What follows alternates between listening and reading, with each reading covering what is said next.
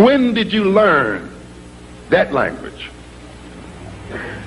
Was that the language African people were speaking when we were taken into slavery in America?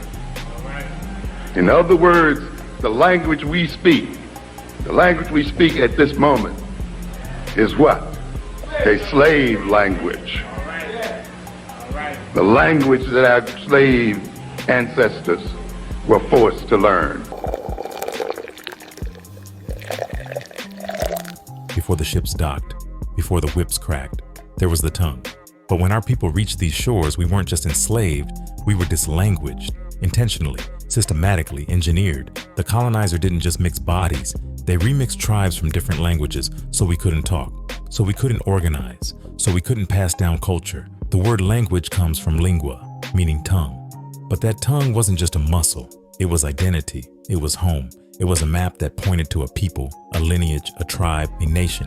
And even in the English word language, truth hides in plain sight. Land, territory, domain. Gauge, from gauge, to measure, to calculate, to define.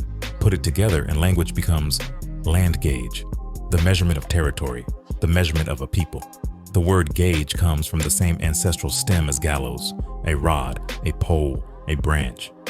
Isn't it strange that the tools used to measure us share bloodlines with the ones used to hang and Christianize us? To gauge a piece of land, they say, you measure its dimensions, length, width. Multiply if it's simple. Divide and conquer if it's not. A square has answers. A jagged edge needs interpretation. This is how they taught land ownership. This is how they justified taking it. That's why language is always the first weapon in war. And it's no coincidence that white popular culture is fascinated with the N-word, with slang, with appropriation. Because when you control a people's words, you get closer to dominating their world. So even now, when black people in the try to hold each other accountable, we sometimes falter because we're speaking with someone else's alphabet.